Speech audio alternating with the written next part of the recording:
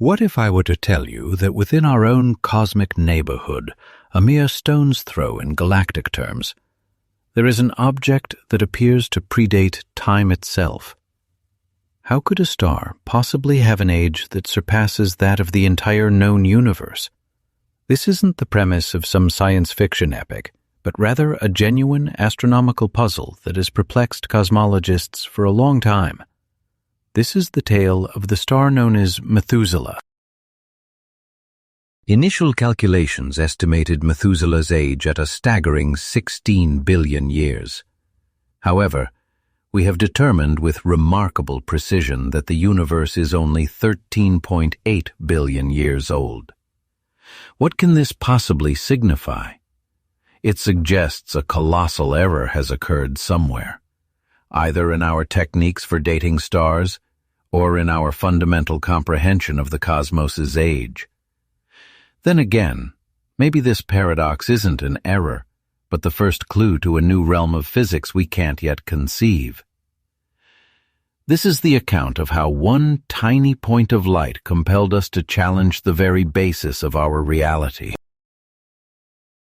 Let's delve into this mystery with greater detail.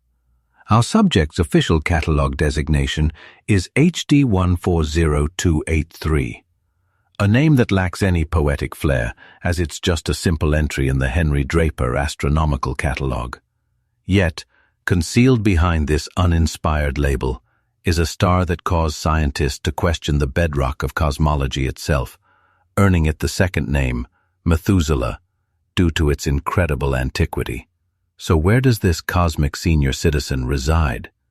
Astonishingly, it is remarkably close, located just 190 light-years from Earth in the constellation Libra, which by galactic measurements is practically next door. If you imagine the Milky Way as a vast metropolis, Methuselah would be our neighbor on the very same street. This star is visible through a standard amateur telescope as a dim point of light, which is ironic considering that one of the most cosmologically vital objects in the sky doesn't require a massive observatory to be observed. It seems it has been right in front of us this entire time. Methuselah is what's known as a subgiant star, which means the hydrogen fuel in its core, the main power source for stars like it, is almost completely depleted. Gravity is slowly starting to win the battle, causing the core to contract and heat up, while the outer layers expand and cool. In essence, it has departed from the main sequence, the prolonged and stable life phase where our sun currently exists, and is beginning its journey to becoming a red giant. The fact that it's in the twilight of its life already speaks volumes about its immense age. However, the star's most critical characteristic is its chemical makeup, and this is where the story becomes truly compelling. Methuselah consists almost exclusively of hydrogen and helium, containing only minute quantities of heavier elements. In astronomical terms, any element heavier than hydrogen and helium is classified as a metal. Therefore, to an astrophysicist, elements like iron, oxygen, and carbon are all considered metals. In this respect, Methuselah is exceedingly poor, possessing a metal content that is roughly 250 times lower than that of our own sun. Why is this detail so important? Picture the universe as an immense factory that produces chemical elements. Just after the Big Bang, the cosmos was filled with nothing but hydrogen, helium, and trace amounts of lithium. The very first stars, referred to as Population 3, were formed from this pristine material. These stars were enormous and had short lifespans, and when they exploded as supernovae, they seeded space with the first heavy elements. The subsequent generation, known as Population 2, formed from gas that was slightly enriched with these new metals. They in turn continued to enrich the universe, setting the stage for the third generation, Population 1, to which our sun belongs. The principle is straightforward and elegant. The fewer metals a star has, the more ancient it is. With its exceptionally low metallicity, Methuselah is a member of that second generation, a genuine artifact from the universe's early days. But the story doesn't end there. Methuselah possesses another strange quality: its velocity. It is speeding through our galaxy at an incredible 1.3 million kilometers per hour. Unlike the vast majority of stars, our Sun included, it doesn't travel in a circular orbit within the Milky Way's disk. Instead, its path is a highly elongated trajectory that slices through the disk and extends far out into the galactic halo. This is the route of an outsider, which strongly implies Methuselah was not born within our galaxy. Its origin was most likely one of the dwarf satellite galaxies that the Milky Way captured and tore asunder billions of years in the past. When the astronomers synthesized all of these clues, its advanced stellar stage, its chemical purity, and its foreign orbit, and conducted their initial Sirius age calculations, they arrived at an impossible figure: 16 billion years. This placed a 16-billion-year-old star inside a universe that, according to all our best knowledge, is only 13.8 billion years old. The contradiction was stark and demanded some form of resolution. When astronomers synthesized all of these clues, its advanced stellar stage, its chemical purity, and its foreign orbit, and conducted their initial Sirius age calculations, they arrived at an impossible figure: 16 billion years. This placed a 16-billion-year-old star inside a universe that, according to all our best knowledge, is only 13.8 billion years old. The contradiction was stark and demanded some form of resolution. To truly appreciate the significance of Methuselah's paradox, we must first take a step back. It's essential to understand how humanity, living on a tiny world orbiting an average star in the suburbs of one of countless billions of galaxies, could measure the age of everything with such incredible accuracy. This represents one of the greatest intellectual journeys of our species, a quest that has taken us from crude estimations to astounding cosmological precision. This adventure starts in the early 20th century, a time when our conception of the universe was profoundly different. Back then, the majority of scientists, including Albert Einstein, subscribed to the idea that the universe was static, eternal, and unchanging, limitless in both its spatial extent and its age. While this idea seemed elegant and philosophically comforting, observational data was already pointing toward a completely different reality. The American astronomer Methuselah, working from Arizona, was painstakingly measuring the spectra of distant nebulae, which we now identify as galaxies. He observed a peculiar pattern. The light from nearly every one of them was shifted toward the red end of the spectrum, a phenomenon we all recognize in sound as the Doppler effect. You've likely noticed how an ambulance siren's pitch rises as it comes toward you and falls as it moves away. Light behaves similarly. When a source of light recedes, its wavelength extends, causing a shift toward the red portion of the spectrum. The observations made by Methuselah revealed that nearly every galaxy was moving away from us, but the reason for this remained a mystery until theory provided an answer. The explanation emerged from the work of Georges Lemaitre, a Belgian physicist and priest. While studying Einstein's equations of general relativity, Lemaitre was among the first to grasp that they described a dynamic, not a static, universe. According to these equations, space itself had to be either expanding or contracting. He argued that we inhabit an expanding cosmos, and this expansion is the cause of the galactic redshift that Schleifer had documented. Lemaitre then took this idea to its logical conclusion. If the universe is growing larger today, it must have been smaller and more condensed in the past. Tracing this cosmic history backward points to a single moment when all energy and matter were concentrated into what he termed the primeval atom. This concept laid the scientific groundwork for what we now call the Big Bang theory. To transform this notion into a practical tool for measurement, another piece of the puzzle was needed, and it was supplied by American astronomer Edwin Hubble. During the 1920s, Hubble utilized the immense telescope at the Mount Wilson Observatory to make two revolutionary discoveries. He first established that the nebulae Slipher observed were not gas clouds inside our own galaxy, but were in fact distinct island universes, other galaxies located at immense distances. He achieved this by identifying a particular class of pulsating stars within them, known as Cepheid variables.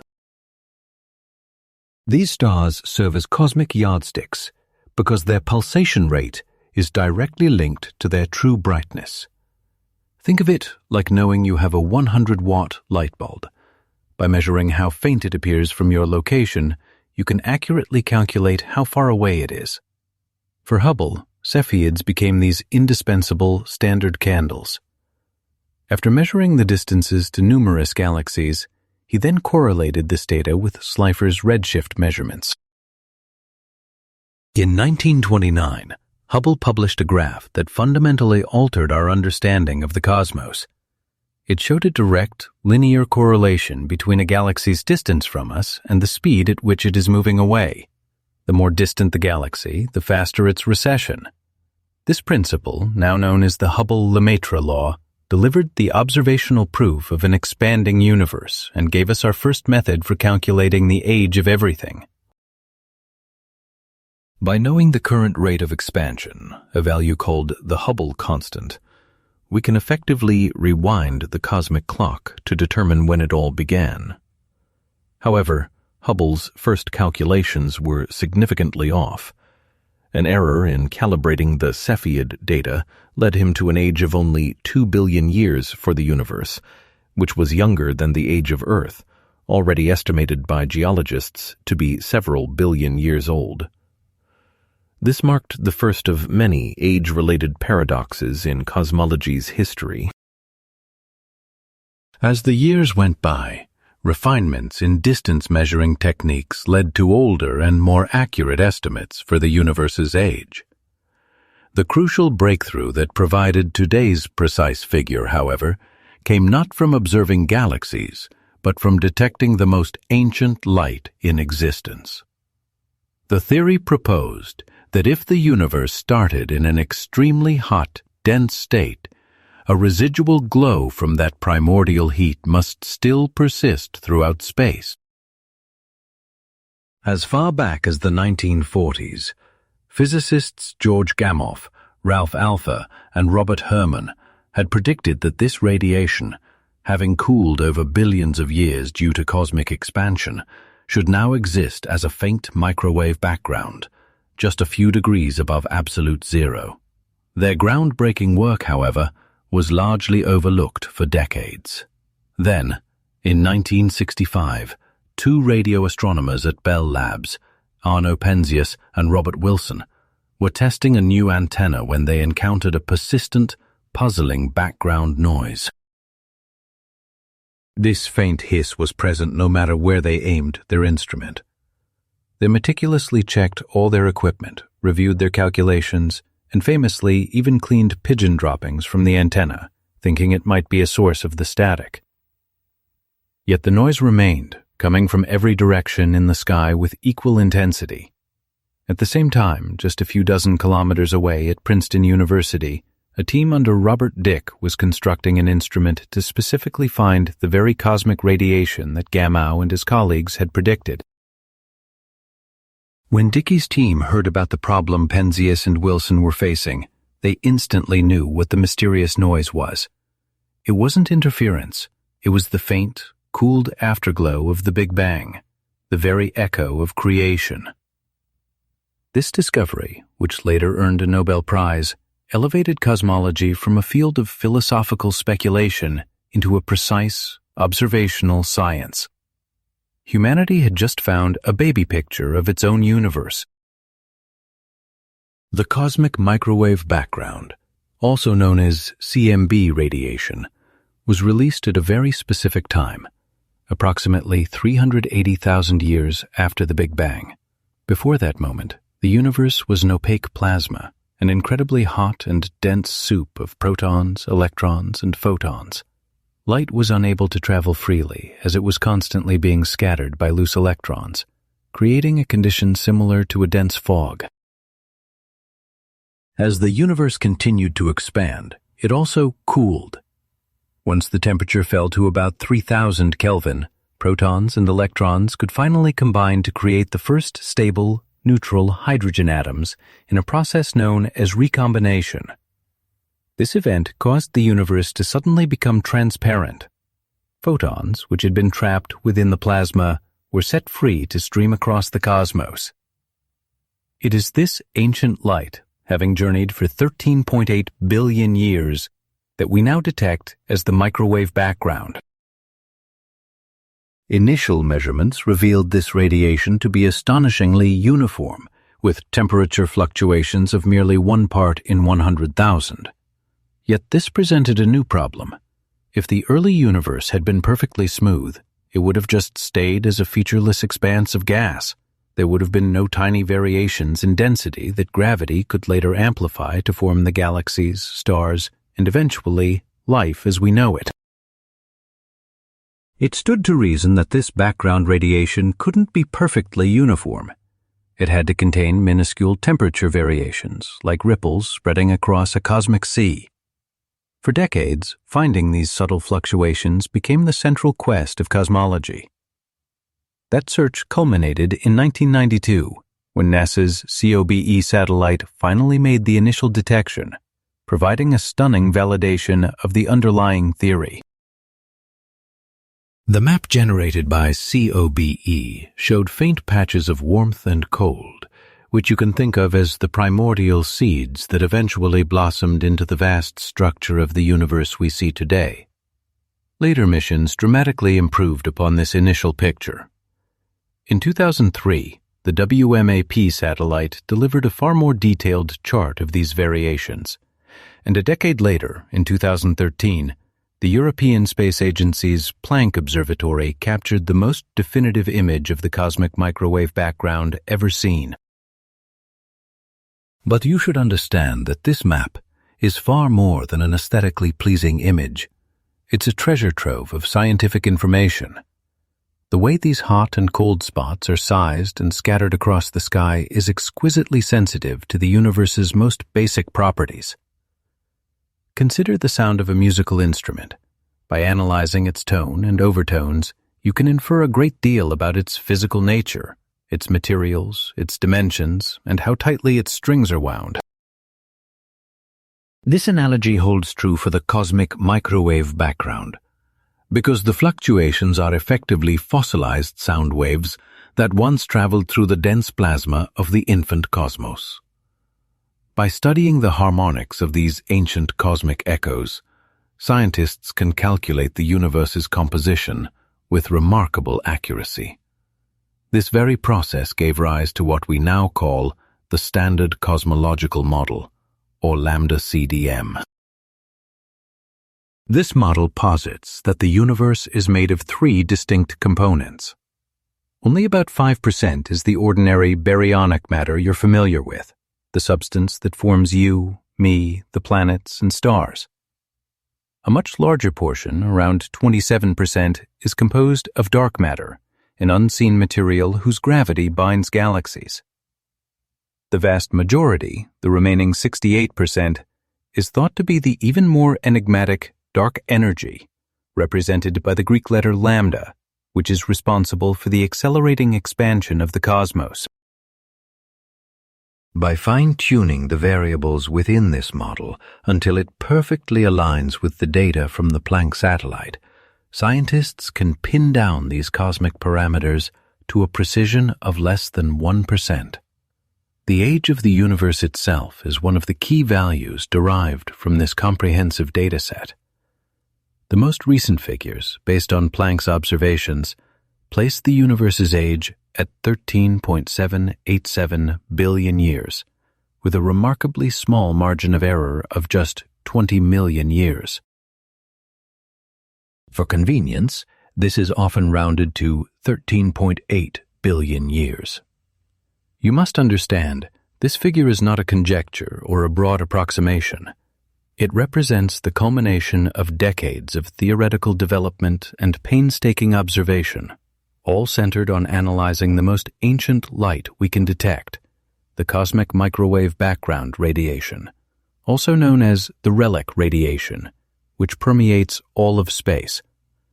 It serves as our most dependable cosmic clock, and it was this unshakable foundation of knowledge that was fundamentally challenged by the initial age estimates for the star Methuselah. Having established the certainty on one side of this paradox, it is time to investigate the other, the intricate science of calculating the age of individual stars. With the age of the universe pinned down so precisely, we now face the second part of the puzzle. How can astronomers possibly figure out the age of a specific star located hundreds of light years from Earth? If you find the measurement of the entire cosmos's age astounding, then pinpointing the birth of a single, distant glimmer of light might appear to be an act of magic. Yet it isn't sorcery. It is the rigorous science of stellar astrophysics. This discipline transforms astronomers into cosmic archaeologists who use light as if it were an ancient relic to piece together the life story of distant objects. Central to this entire endeavor is a deep comprehension of a star's nature. It is essentially a gigantic thermonuclear reactor existing in a fine balance. This equilibrium is maintained by two fundamental competing forces. The first is gravity. A star's immense mass generates a powerful, attractive force that constantly tries to crush all of its material down into an infinitely dense point. Indeed, if gravity were unopposed, a star would immediately implode. But gravity's pull is counteracted by a second force, the outward push of internal pressure. Within a star's core, under conditions of extreme temperature and density, nuclear fusion takes place. Here, hydrogen atoms are fused into helium, a process that unleashes a tremendous amount of energy as photons. This outward-bound stream of light and heat generates a pressure that inflates the star, much like air in a balloon, and prevents its gravitational collapse. You can think of a star's entire existence as the narrative of this epic contest between forces. For as long as it has hydrogen to burn in its core, the star enjoys a period of stability referred to as the main sequence. Our own Sun has been in this phase for almost 5 billion years and is expected to continue for another 5 billion. But this core supply of hydrogen fuel is ultimately finite. The moment this fuel starts to deplete, the delicate equilibrium is broken. This critical juncture marks the beginning of the star's accelerated aging process.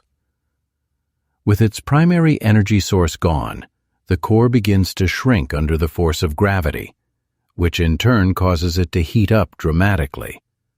This rise in temperature becomes intense enough to ignite hydrogen fusion in a shell surrounding the now inert core, sparking a new and even more ferocious stage of energy production. This massive new release of energy forces the star's outer atmosphere to swell to vast proportions. At this point, the star has officially left the main sequence and is evolving into a red giant, or, as in Methuselah's case, a subgiant, which is a transitional phase. For astronomers, this specific moment, when a star veers off the main sequence and starts its transformation, serves as a crucial marker of its age. To understand why, you can picture a group of individuals of varying ages who are all tasked with running a marathon. Just as a young, fit person can run for a considerable time before tiring, while an older individual tires more quickly, stars exhibit a similar principle. The greater a star's mass, the more intensely and hotly it burns, consuming its supply of hydrogen fuel at a much faster rate. Enormous blue giants, the most massive of all stars, exhaust their entire lifespan in only a few million years. whereas small, faint red dwarfs can burn with a steady light for trillions of years, an age far exceeding that of our current universe. To bring order to this understanding, two astronomers working independently in the early 20th century, Einar Hertzsprung from Denmark and Henry Norris Russell from the United States, developed a remarkably insightful tool. Their idea was to plot every star on a chart where one axis denotes the star's temperature or its corresponding color from hot blue to cool red, and the other axis indicates its intrinsic brightness or luminosity. This chart, named the Hertzsprung-Russell diagram, has become as fundamental to stellar astrophysics as the periodic table is to chemistry. When astronomers began populating this diagram with data from thousands of stars, they discovered not a random scattering of points, but a distinct and orderly arrangement. The vast majority of stars, about 90%, fell along a diagonal strip stretching from the upper left corner, home to hot, bright stars, down to the lower right, the location of cool, dim ones. This band is known as the main sequence. Other groups also appeared, such as a cluster of cool yet bright stars in the upper right called red giants, and another group of hot but faint stars in the lower left known as white dwarfs, which are the remnant cores of stars like our Sun. Now, if you picture observing an entire star cluster where every member was formed at roughly the same time from a single cloud of gas, you can see this tool in action. In the cluster's youth, all its stars reside on the main sequence. With the passage of time, however, the most massive and hottest blue stars are the first to evolve off the main sequence and transform into red giants, followed later by their less massive counterparts. This causes the main sequence on the cluster's diagram to appear as though it's burning out from the top down. The position where stars are currently departing from the main sequence to become giants, called the turn-off point, serves as a direct indicator of the cluster's age. The lower this point is, the more ancient the cluster. For a solitary star such as Methuselah, the method is more intricate but follows the same fundamental idea. While we lack a cluster's turn-off point for comparison, we can place the individual star's characteristics against theoretical models. On supercomputers, scientists generate highly detailed mathematical simulations of stellar evolution. By inputting initial data, like a star's mass and chemical makeup, they can apply the laws of physics to calculate the changes in its temperature and luminosity over its entire existence, producing what is called an evolutionary track, the star's life journey across the Hertzsprung-Russell diagram. To establish the age of Methuselah, astronomers start by measuring its observable properties, such as its temperature derived from its color and its chemical signature from its spectral absorption lines. They then generate a multitude of evolutionary tracks for stars with similar compositions but varying masses. The final step involves finding the one specific track that aligns perfectly with the point on the diagram representing Methuselah's current state. The age associated with that point on its evolutionary track becomes the star's determined age. However, it is at this stage that we find the most significant flaw in what appears to be a very solid process.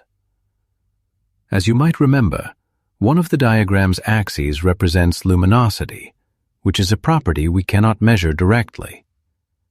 What we actually observe is a star's apparent brightness, how bright it looks to us in the sky. This perceived brightness is a function of two factors, the star's actual luminosity and its distance from us. A simple analogy is a car's headlight, which seems brilliant up close, but fades to a faint glimmer from a great distance. Consequently, to ascertain a star's true luminosity and accurately position it on the Hertzsprung-Russell diagram, we must have precise knowledge of its distance. This is precisely where the hidden complication was. Even a minor inaccuracy in the distance measurement creates an error in the luminosity calculation. This, in turn, can result in a wildly incorrect age estimation. If we mistakenly believe a star is nearer than it truly is, we will underestimate its real luminosity, and models suggest a less luminous star burns its fuel more slowly and therefore has a longer lifespan. As we will explore, this is just what occurred with Methuselah, which was initially perceived as being less bright and therefore older than it really is.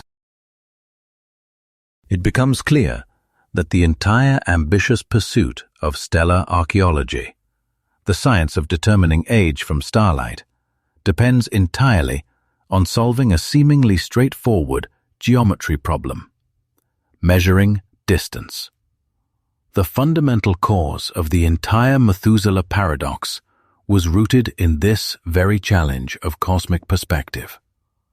We have now arrived at the core of the matter, the unstable foundation on which the whole paradox was built. To know a star's age, we need its true luminosity, and for that, we need an exceptionally accurate measurement of its distance, a task that for centuries was among the most formidable challenges in astronomy. The method that first gave humanity a way to perceive the third dimension of the cosmos is stunningly simple. It's known as the trigonometric parallax method, and you don't need any sophisticated equipment to grasp its core concept, only your hand. Hold your arm straight out in front of you and point your index finger upward. First, close your left eye and observe your finger against a distant background, like a window or a bookshelf. Next, without moving your hand, switch eyes, closing your right and looking with your left. You can observe that your finger seems to leap against the distant scenery. This apparent movement is known as parallax. The effect occurs because your eyes are positioned separately in space, providing two distinct viewpoints. Your brain instinctively processes this shift to create a sense of depth, which helps you to estimate distances. The closer your finger is, the more pronounced the shift becomes. If you move it right up to your face, the jump will be quite dramatic. Conversely, if you focus on a far-off object, like a tree across the street, and alternate closing each eye, you will see almost no movement at all. The magnitude of this parallactic shift is inversely related to the object's distance. Astronomers understood that this very principle could be used for stars. But the baseline provided by the distance between our eyes is far too small for cosmic measurements. A much larger baseline was required. Conveniently, nature offers an ideal one: the orbit of the Earth around the Sun. Our planet's constant motion means we can record a star's position in January, wait 6 months for Earth to travel to the other side of its orbit, and then take a second measurement in July. This orbital journey provides our cosmic observations with a baseline of 300 million kilometers, which is the diameter of Earth's path around the Sun. Utilizing this immense baseline, astronomers can detect how the closest stars appear to move slightly relative to the backdrop of far more remote stars, which seem virtually fixed in place. This angular displacement, referred to as the annual parallax, is exceptionally small. Even for Proxima Centauri, our nearest stellar neighbor, this angle is less than a single arcsecond, which is equivalent to 1/3600th of a degree. To visualize this, picture a small coin placed nearly 4 kilometers away from you. Its apparent size is roughly 1 arcsecond. The measurement of such incredibly fine angles presents a formidable technical challenge. For centuries, numerous astronomers, starting with Tycho Brahe, tried to measure stellar parallax, but their instruments lacked the necessary precision. This consistent failure to observe any parallax was long held as the primary argument against Copernicus's heliocentric model of the solar system. Opponents reasoned that if Earth truly orbited the Sun, a parallactic shift in the stars should be visible, and since it wasn't, Earth had to be stationary. These critics simply couldn't grasp the immense distances to the stars or the minuscule scale of the resulting shifts. It wasn't until the year 1838 that German astronomer Friedrich Bessel, following years of meticulous observation, finally succeeded in measuring the parallax of the star 61 Cygni. This was a watershed moment, as humanity had, for the first time, directly measured the distance to another star and begun to comprehend the genuine scale of the cosmos. Since that time, measurement techniques have advanced considerably, but the underlying principle has not changed. However, observations made from Earth's surface are fundamentally constrained by our atmosphere. The turbulence in the air makes a star's image waver and blur, introducing substantial errors when trying to pinpoint its exact location. The real breakthrough in astrometry, the science dedicated to measuring the positions of celestial objects, arrived with the dawn of the space age. In 1989, the European Space Agency launched a satellite named Hipparcos, in honor of the ancient Greek astronomer Hipparchus, who created one of the earliest star catalogs. The satellite's mission was straightforward yet ambitious. From a vantage point above the disruptive atmosphere, it was to measure stellar parallax and, by extension, stellar distances with unmatched accuracy. Over the course of 4 years, Hipparchos successfully determined the parallaxes of more than 100,000 stars, marking a monumental achievement in astronomy. It was precisely this Hipparchos data that served as the foundation for the first startling calculations regarding the age of the star Methuselah. Astronomers used the parallax value from the satellite to determine the star's distance, and from that, they calculated its true brightness. When this calculated luminosity was then input into models of stellar evolution, it produced that notorious figure of 16 billion years. So, what was the source of this error? The mistake was concealed within the inherent limitations of even a revolutionary instrument like Hipparchos. For Methuselah, the measured parallax was roughly 16.5 milliarcseconds, but it carried an uncertainty of almost 1 milliarcsecond. While this may sound like an extremely high degree of precision, consider the consequences. This uncertainty in the angle measurement created a corresponding uncertainty in the star's distance, which in turn affected the calculation of its luminosity. As these threads of uncertainty were woven into the stellar evolution models, they magnified into a massive potential error. Consequently, the calculated age of Methuselah wasn't a single, fixed number, but rather a wide range, something in the vicinity of 16 billion years, give or take 2 billion. Although the middle value of this range was an obvious paradox, its lower boundary of 14 billion years was just on the edge of what might be possible, potentially overlapping with the age of the universe if other unknown uncertainties were at play. The situation was profoundly unsettling. On one side, there was a direct conflict with the established cosmological model, but on the other, the conflict wasn't absolute, due to the significant uncertainties in the measurements. The scientific community was left in a state of ambiguity, suspecting that the problem was rooted in the distance measurement. To confirm this, however, new data was essential. What was needed was an instrument capable of measuring Methuselah's parallax with a precision and order of magnitude greater than that of Hipparchos. A new, far more powerful celestial cartographer was required. It was at this very moment that a new mission was preparing to take center stage, a spacecraft that was destined not only to solve the Methuselah paradox, but to redraw the entire map of our galactic neighborhood. Its name was Gaia. The launch of this instrument heralded a new chapter in the study of the cosmos. Scientific history rarely advances at a steady pace. Instead, it moves in great leaps. A single groundbreaking experiment or a revolutionary new device can reveal more than many years of theoretical work. For the Methuselah paradox, the decisive breakthrough, That pivotal moment of progress was the deployment of the Gaia Space Telescope. If the earlier Hipparcos mission was a revolution, then Gaia was like the dawn of an entirely new era. It wasn't simply a more advanced successor. It represented a completely different class of instrument that took the science of astrometry to heights never before imagined.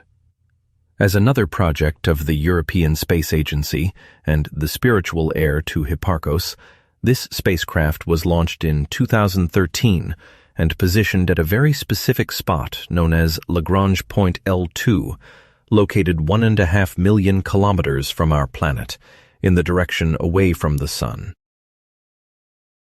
This location is a unique, gravitationally stable point where the telescope can maintain its position for long durations, with minimal fuel needed for course corrections.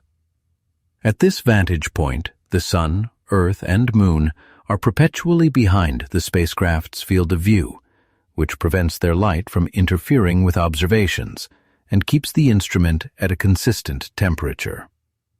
Gaia's objective is monumental in its scope: to assemble the most precise and complete three-dimensional map of our galaxy ever created. To accomplish this, the telescope doesn't fix its gaze on one area, but instead rotates continuously, methodically surveying the entire celestial sphere. Throughout its mission, it observes each of its more than 1 billion target stars an average of 70 times, meticulously recording each star's position, brightness, and color with astounding accuracy. By cross-referencing these dozens of measurements, which are taken from different locations along Earth's orbit, scientists can determine the parallax and proper motion of every star with unprecedented precision. To give you a sense of this incredible accuracy, imagine this. Gaia can measure an angle as small as the width of a human hair viewed from 1,000 kilometers away. If an astronaut on the Moon were to shine a laser pointer toward Earth, Gaia could pinpoint its location on the lunar surface with an error of just a few centimeters. This level of exactitude is even sufficient to detect the slight wobble of a star caused by the gravitational pull of its planets, introducing a powerful new method for discovering exoplanets. Of course, among the thousands of celestial objects that Gaia studied with special attention was the enigmatic Methuselah star. Researchers across the globe were waiting with bated breath for the release of Gaia's findings. This was the moment of reckoning. Should Gaia's data confirm the short distance measured by Hipparcos, the paradox would become even more acute, forcing us to seriously question our fundamental models of either stars or the universe itself. Conversely, if the new measurements indicated the star was much farther, the problem would likely vanish. The first major sets of data from Gaia were released between 2016 and 2018, and they delivered a profound sense of relief to the scientific community. Based on these new, ultra-precise parallax readings, the star designated HD 140283 was found to have a slightly smaller parallax than what the Hipparcos data had suggested. And as you'll recall, a smaller parallax corresponds to a greater distance. The revised data indicated that Methuselah is not 190 light-years away, but closer to 200 light-years from us. While a difference of just 10 light-years, a little over 5%, might seem trivial, in the realm of stellar evolution, that 5% alters the entire picture. Let's follow the reasoning here. Because the star is slightly more distant, its actual intrinsic brightness must be higher than we previously thought for it to appear as luminous as it does in our sky. This means it isn't a faint, ancient star, but rather a more brilliant and energetic one. So, what does stellar evolution theory tell us about more luminous stars? It tells us they consume their nuclear fuel at a much faster rate. Think of two fires. One is a small, slowly smoldering ember, while the other is a large, roaring blaze. It's obvious the second fire will exhaust its fuel far more quickly. The same principle applies to stars. A higher luminosity directly implies a shorter lifespan and, therefore, a younger age. When astronomers incorporated the newly refined distance from Gaia into their calculations, the situation started to become much clearer. The estimated age of Methuselah began to drop significantly. From the perplexing figure of 16 billion years, its age was recalculated to be around 14.5 billion years. This was a vast improvement. Although this number was still older than the accepted age of the universe, the uncertainties in the measurements now became the key factor. Thanks to Gaia's remarkable precision, the new, much smaller error margins began to overlap with the age of the universe for the very first time. In essence, the issue shifted from being a stark contradiction to what scientists refer to as a statistical tension. The calculated age of the star and the age of the cosmos were no longer two separate segments on a timeline. They were now two probability distributions that shared common ground at their edges. The most probable age for Methuselah remained slightly higher than that of the universe, but an age that was statistically plausible, for instance 13.5 billion years, was now within the realm of possibility. This represented a tremendous step forward. Gaia didn't provide a final answer with one observation, but it illuminated the path to a resolution.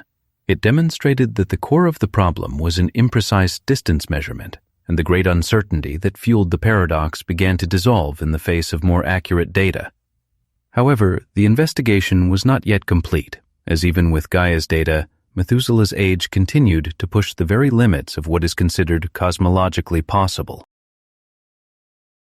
To finally solve this puzzle, we had to shift our focus from the star's external characteristics, like its distance and brightness, and instead delve deep inside it, or more accurately, into the computer models that simulate its internal structure and evolution. It became clear that even these sophisticated models contained subtle assumptions that needed to be revisited. The information gathered by the Gaia telescope was a crucial turning point, providing a much-needed breakthrough that seemed to resolve the Methuselah paradox by showing the star was more distant and therefore brighter and younger than we first believed. Yet, the story didn't conclude there. While this new age was much more plausible, it still raised red flags, sitting uncomfortably close to the accepted age of the universe and sometimes even exceeding it in certain calculations. This was akin to a detective having the key piece of evidence but still missing the small vital details needed to definitively close the case. The answers weren't found by looking at the sky, but rather by examining the complex stellar evolution models housed on the hard drives of supercomputers, which are truly a testament to modern science. These intricate computer programs work by solving systems of differential equations that describe all the physical processes occurring within a star. They factor in everything from nuclear reactions and energy transfer to gravitational compression and chemical makeup. The model effectively slices the star into hundreds of thin, spherical layers, much like an onion, and then calculates the physical state of each layer at incredibly small intervals, charting the star's entire multi-billion-year life from its birth until its eventual death. While these models have been incredibly effective at describing the observed traits of most stars, they are, like any scientific model, built upon a foundation of simplifications and assumptions. The physics governing stellar interiors is profoundly complex, with some processes remaining incompletely understood. When you are analyzing a record-setting object like Methuselah, one of the most ancient and metal-poor stars ever discovered, these minute details and underlying assumptions suddenly become critically important. Scientists knew that to resolve the paradox for good, they had to overhaul their theoretical instruments. One of the most critical parameters that captured their attention was the star's chemical composition, particularly its oxygen content. The reason oxygen is so significant is that second-generation stars, formed in the early universe, had a different ratio of heavy elements compared to stars like our Sun. They possessed a relatively high concentration of what are known as alpha elements, which include oxygen. These are elements whose nuclei are composed of a whole number of alpha particles, or helium nuclei, and are produced abundantly in massive first-generation stars that quickly explode as supernovae. In contrast, elements like iron are primarily forged in a different type of explosion involving white dwarfs, a process that takes considerably more time.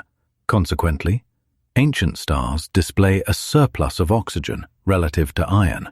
Oxygen is a key player in the carbon-nitrogen-oxygen cycle, or CNO cycle, the thermonuclear process that powers stars slightly more massive than the Sun. In this cycle, these elements serve as catalysts, speeding up the fusion of hydrogen into helium.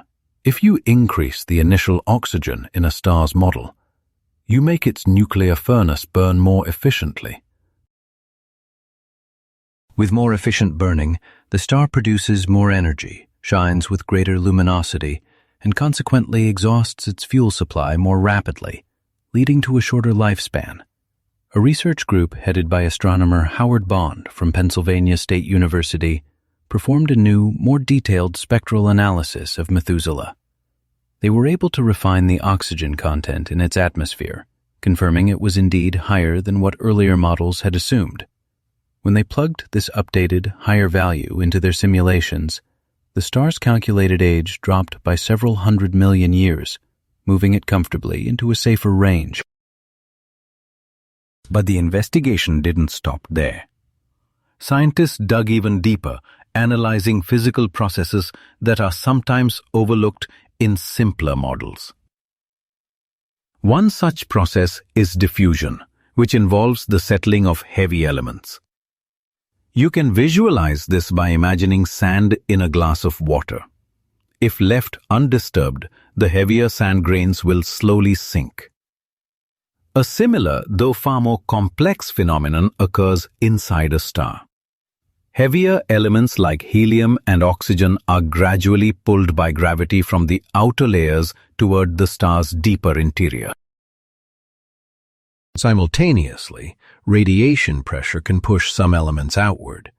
Though this is an incredibly slow process, over billions of years it can substantially change the chemical composition of the star's different layers.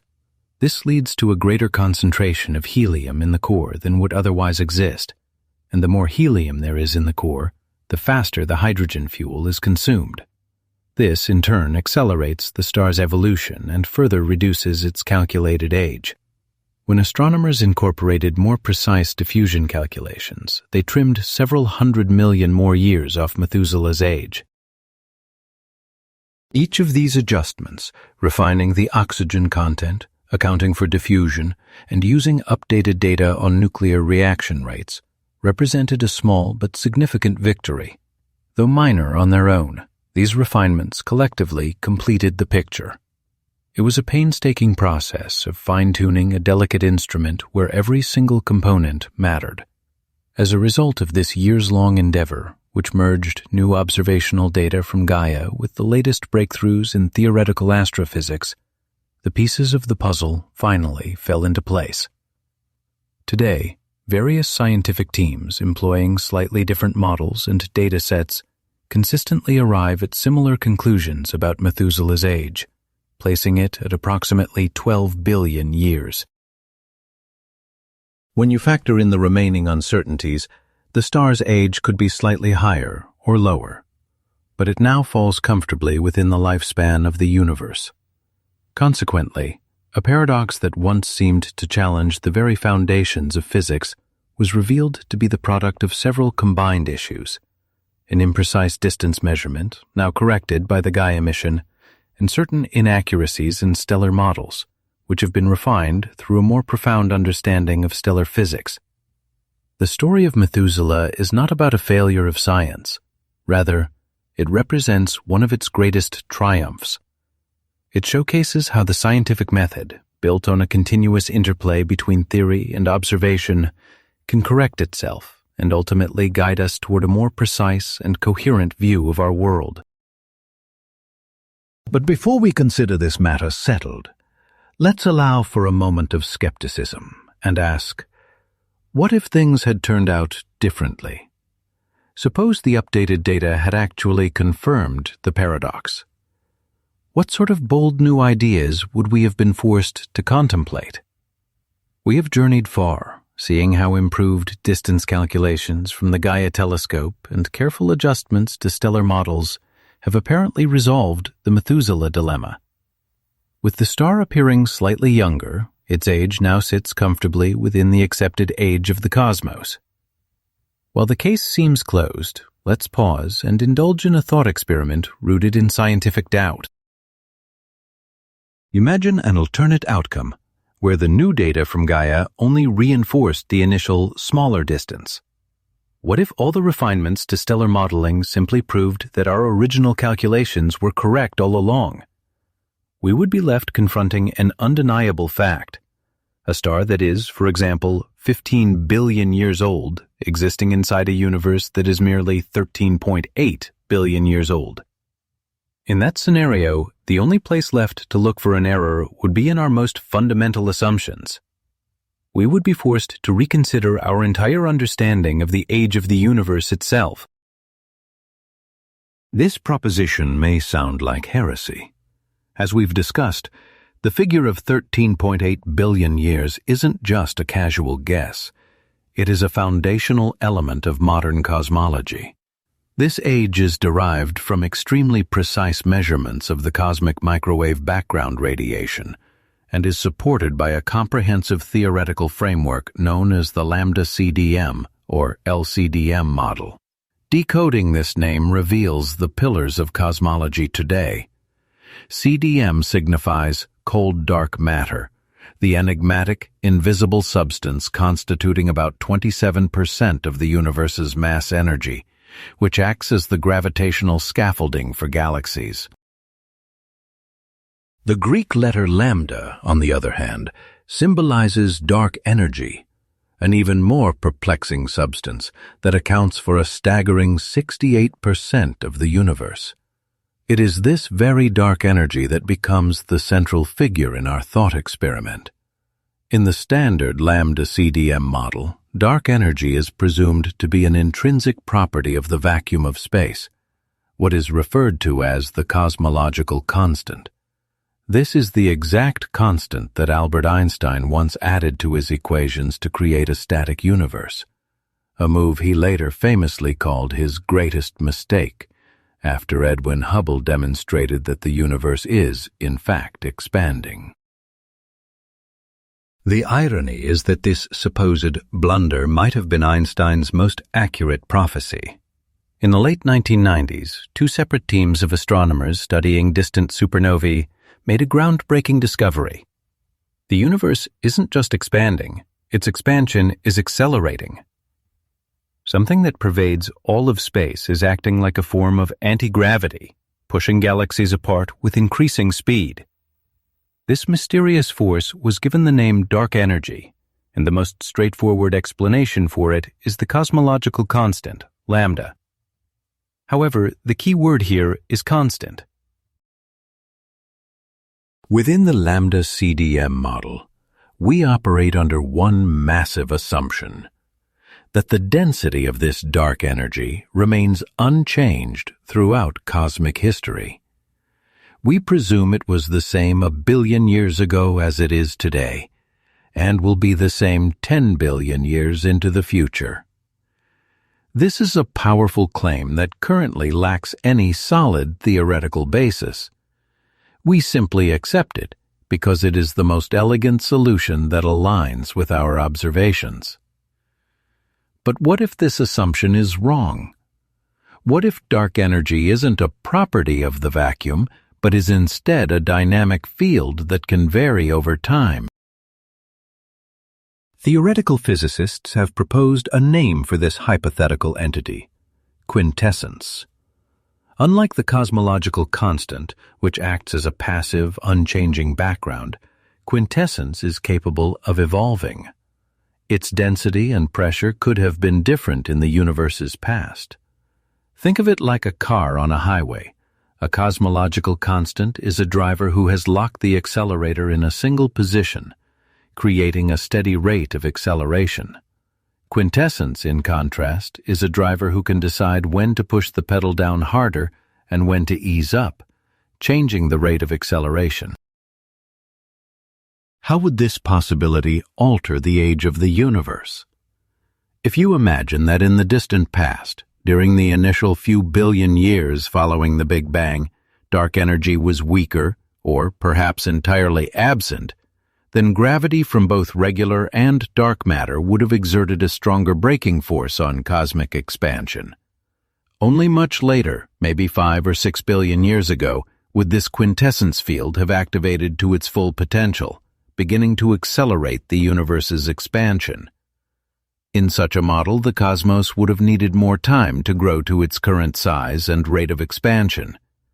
Its age might not be 13.8 billion years, but could be 14.5 or even 15 billion years, an older universe where Methuselah's great age would no longer be a paradox at all. The concept of dynamic dark energy isn't just a theoretical flight of fancy. It's an area of active scientific investigation. Upcoming observatories, like the Nancy Grace Roman Space Telescope, are being designed to seek observational proof for or against this idea by mapping the universe's expansion history with unprecedented accuracy. Yet an even more immediate and troubling issue is currently challenging our entire understanding of cosmology. This problem, known as the Hubble tension, mirrors the Methuselah story, but its scale encompasses the whole universe. The core of the problem is that our two most precise methods for measuring the universe's current expansion rate, a value called the Hubble constant, produce conflicting results. The first approach involves using the incredibly detailed map of the cosmic microwave background, or relic radiation, captured by the Planck satellite. This image provides a snapshot of the cosmos when it was just 380,000 years old, allowing us to use our standard lambda CDM model and tune its 6 parameters to perfectly replicate the patterns we observe.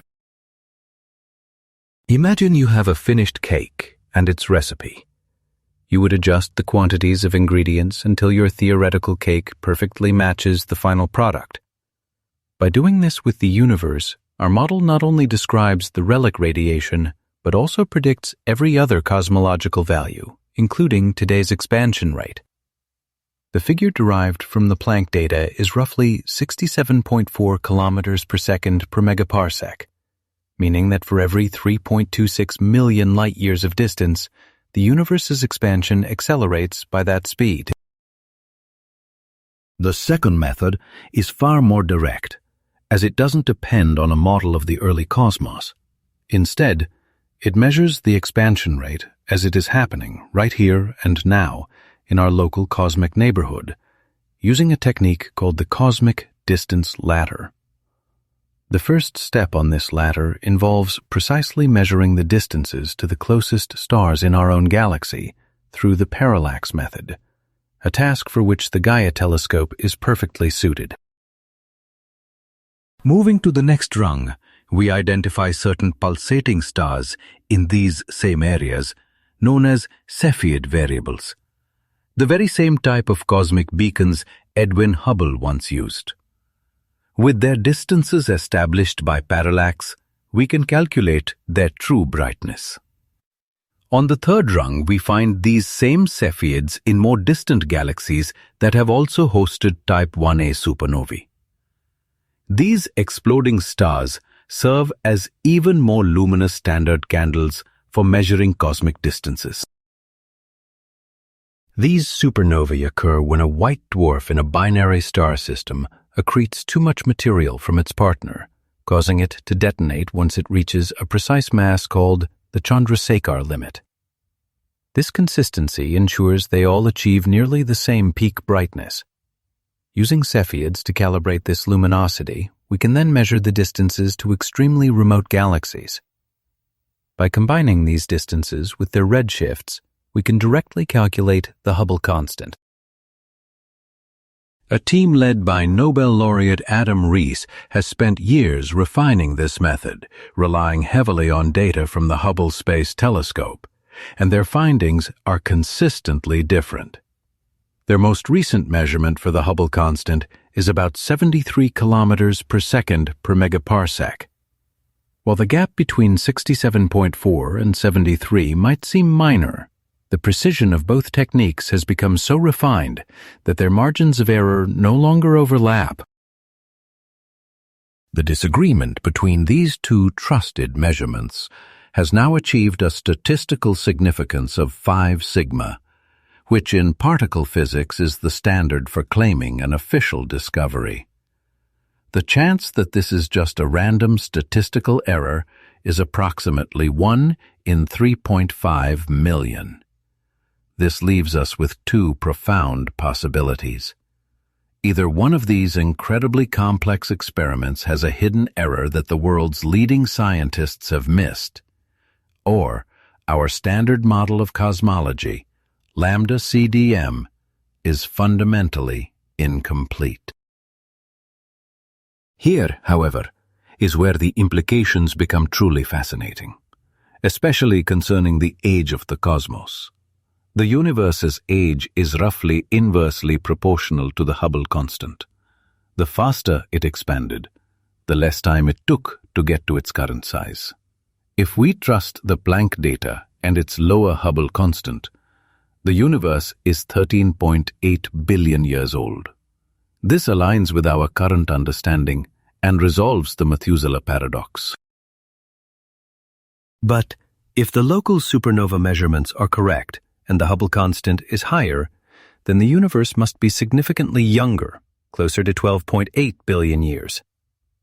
In a cosmos a full billion years younger, the paradox of the Methuselah star would not just reappear, it would become a monstrous contradiction. Suddenly, dozens of ancient stars and globular clusters in our galaxy would appear older than the universe itself, transforming a statistical tension into a glaring impossibility. Perhaps the resolution to the Hubble problem will come from some new, undiscovered physics of the early universe. For instance, the presence of unknown relativistic particles, often called dark radiation, shortly after the Big Bang, could have altered the early expansion rate, potentially harmonizing the two conflicting measurements. Another possibility is that dark matter isn't as non-interactive as we believe. While numerous hypotheses exist, none has yet been widely accepted, forcing us to admit that while we may have solved the specific riddle of the Methuselah star, it was merely a symptom of a much deeper mystery. Like a warning signal deep underground, the star Methuselah initially highlighted a profound conflict between stellar physics and our understanding of the cosmos.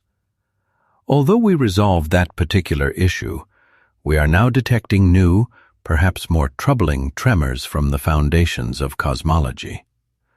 The Methuselah paradox served as a crucial test for our theories, which they ultimately passed after some adjustment.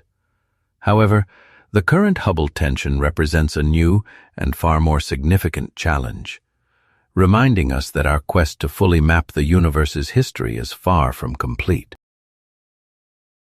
The story of Methuselah, it turns out, was less about a crisis in cosmology and more a stunning confirmation of the scientific method's power.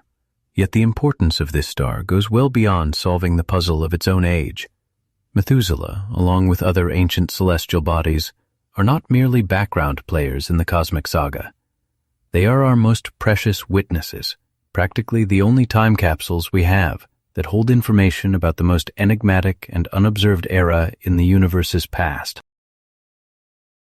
Astronomers refer to this period as the Cosmic Dark Ages, the time when the very first stars ignited across the cosmos. Let's journey back to a moment we've previously touched upon, roughly 380,000 years after the Big Bang, when the universe expanded and cooled sufficiently to become transparent. This is when the light that we now observe as the cosmic microwave background was first released. But what followed was a long stretch of silence and utter darkness. The universe simply continued to expand and grow colder, filled with enormous, thinly spread clouds of neutral hydrogen and helium. No stars or galaxies existed yet, and the only light was the slowly dimming afterglow of the Big Bang. According to different calculations, these cosmic dark ages persisted for somewhere between 100 and 200 million years. However, the universe was never perfectly uniform. As you'll recall, the cosmic microwave background contains imprints of minuscule density variations. In the regions where matter was slightly denser than average, gravity began its slow but persistent work, drawing in the surrounding gas to create ever denser clumps. These primordial halos were composed of about 75% hydrogen and 25% helium by mass, and they were completely devoid of metals like carbon, oxygen, or iron, a fact that would dictate the unique properties of the first stars.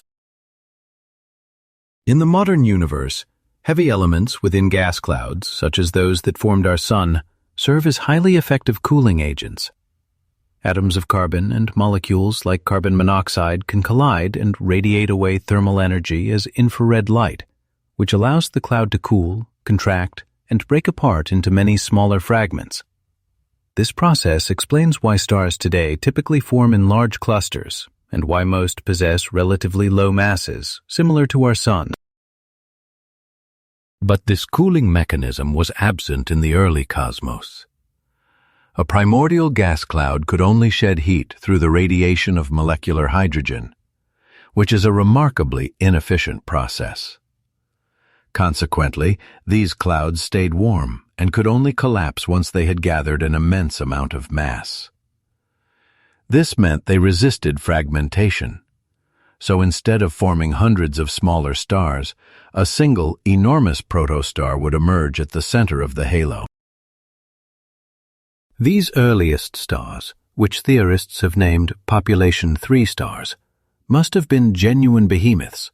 According to computer models, their masses likely ranged from several dozen to potentially 1,000 times the mass of our Sun. They burned incredibly hot, with surface temperatures in the tens of thousands of degrees, and blazed millions of times more brightly than the Sun, releasing the bulk of their energy as intense ultraviolet radiation. Their lives were brilliant, but exceedingly brief. The greater a star's mass, the more ferociously nuclear fusion proceeds in its core, and the quicker it exhausts its fuel supply. While our Sun is expected to live for 10 billion years, population 3 stars lasted for only a few million, a fleeting moment in cosmic history. Yet in that short span, they accomplished something of monumental importance. Within their searing cores, they forged the first elements heavier than helium, such as carbon, oxygen, neon, and magnesium. When their short lives concluded, a spectacular end awaited them. Theory suggests that stars with masses between 140 and 260 times that of our Sun would have ended in a unique kind of explosion known as a pair instability supernova. This is a cataclysm so powerful that it leaves no remnant behind, no neutron star or black hole.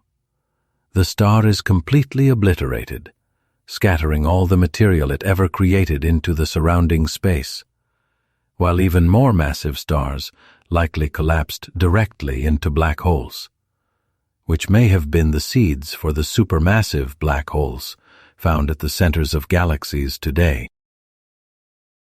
Therefore, this first generation of stars fulfilled 2 critical functions.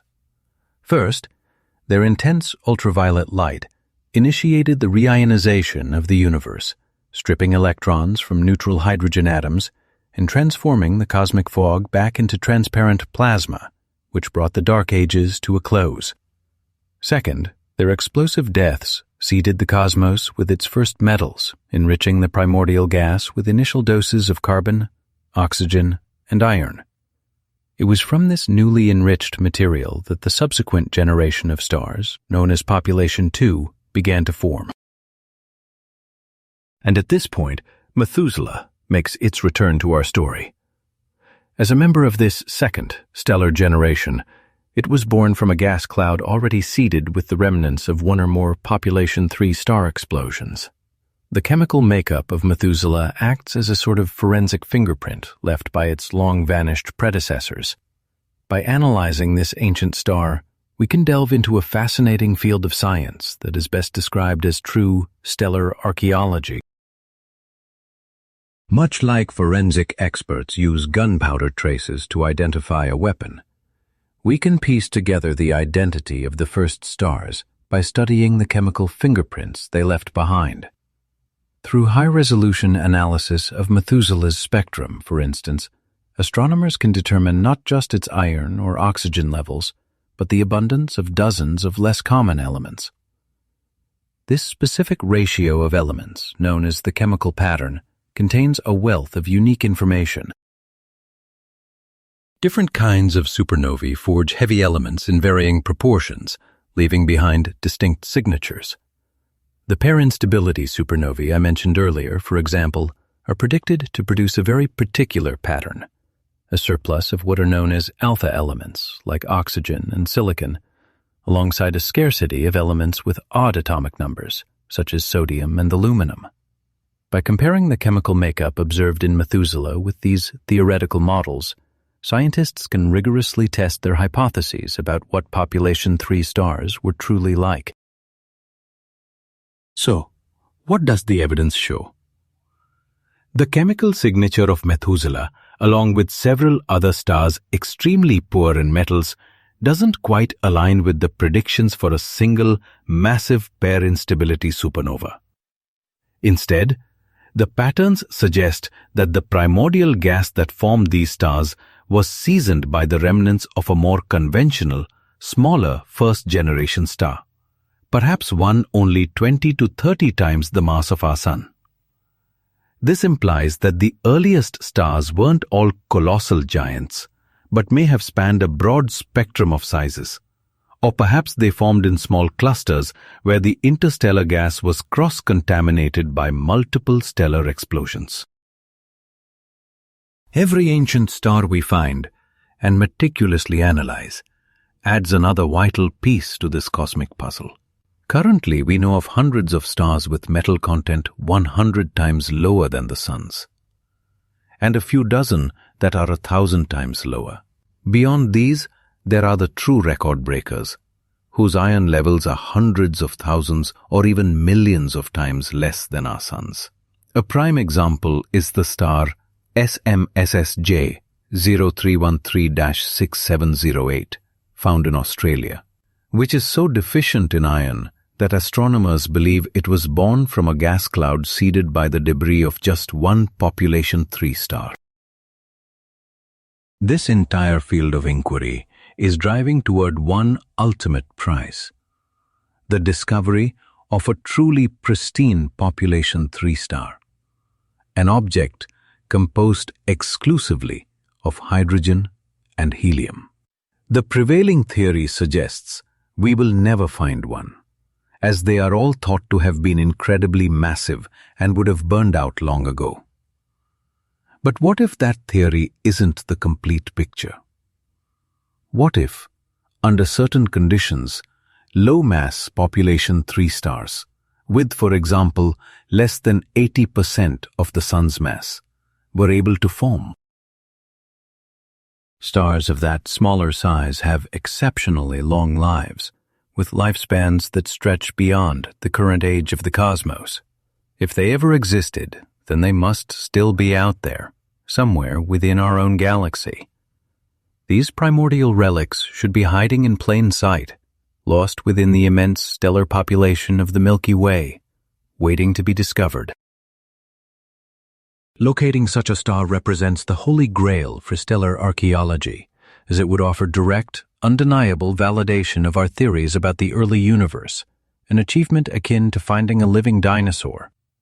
Astronomers across the globe are tirelessly combing through immense databases from surveys like Gaia and the Sloan Digital Sky Survey, or SDSS, searching for a star with zero metallicity. Although this quest has so far been unsuccessful, every new ultra-metal-poor star discovered brings us closer to the goal by refining our understanding of where and how to look. This is precisely why instruments like the James Webb Space Telescope, or JWST, are so crucial.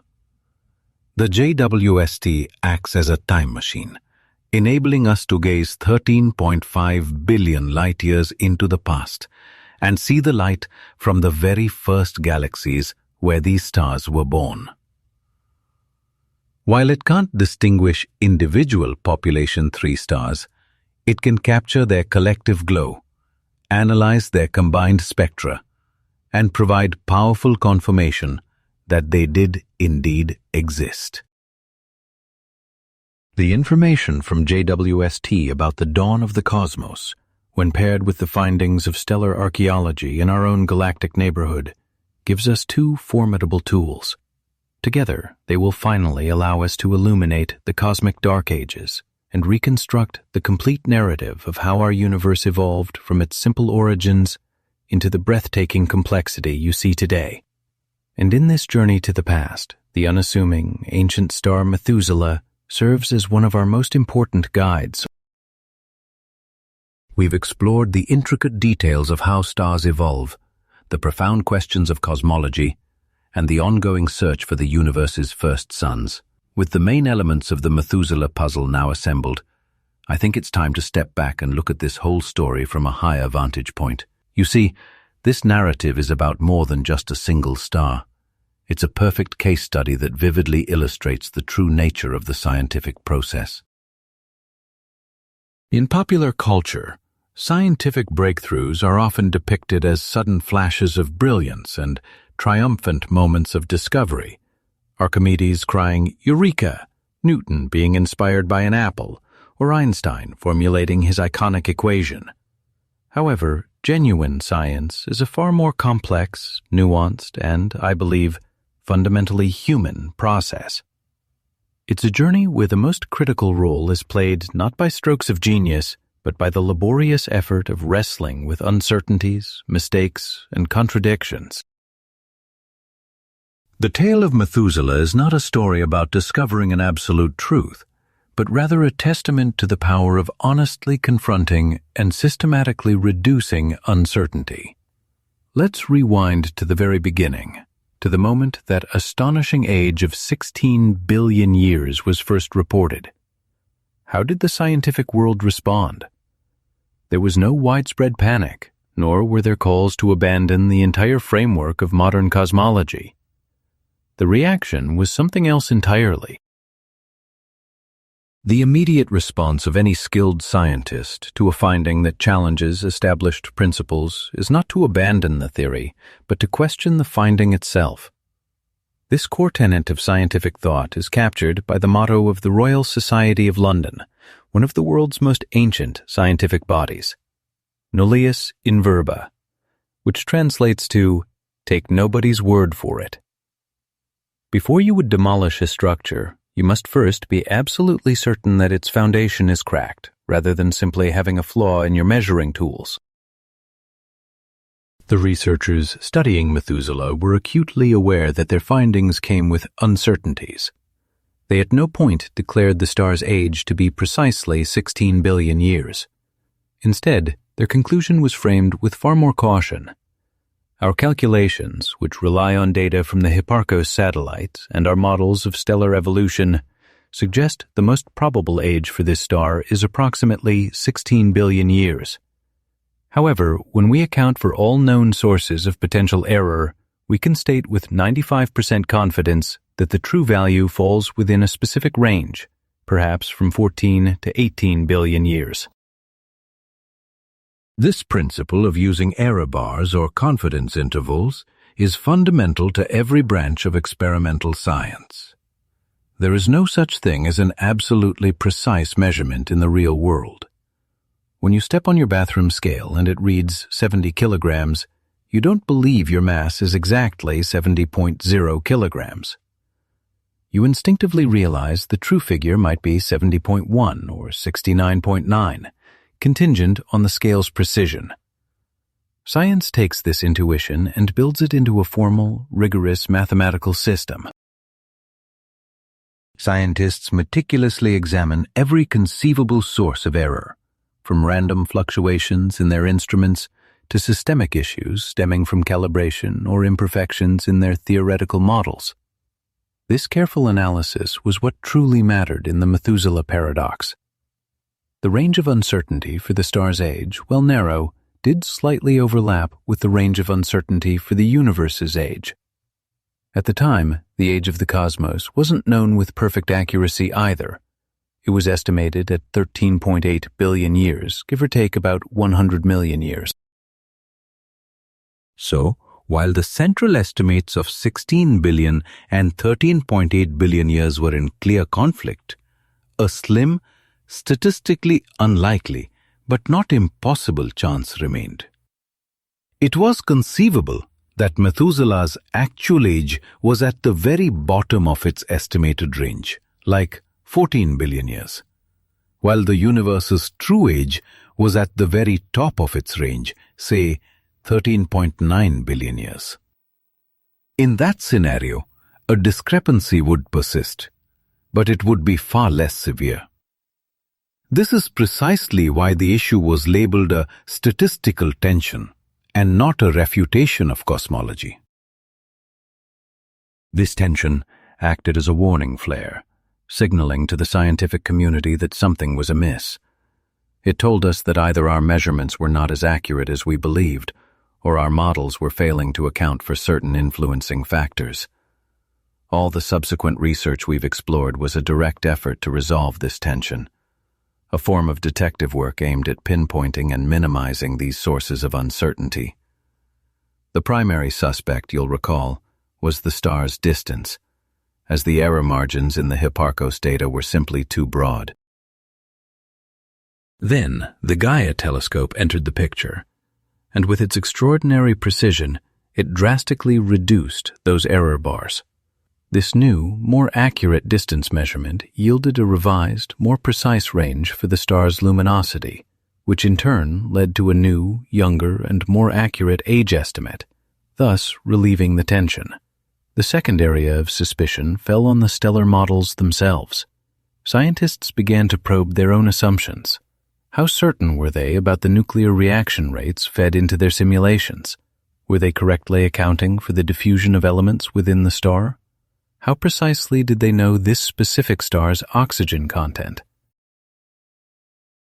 Each of these variables introduced its own layer of uncertainty into the final calculation. As we've seen, by conducting more meticulous analyses and incorporating subtler physical effects into the models, researchers were able to shrink the range of possible ages even further, pulling it comfortably into the safe zone. This process reveals the genuine nature of scientific advancement. It isn't a straight line from total ignorance to absolute truth. Rather, it's a journey from greater uncertainty toward lesser uncertainty. We will never arrive at a point where error is completely eliminated. With every new experiment and each theoretical refinement, however, we narrow the corridor of possibilities where the truth must reside. Science, in essence, is the art of quantifying our own ignorance. The power of a scientific claim is measured not by its assertiveness, but by the honesty and rigor with which it defines its own limits of accuracy and applicability.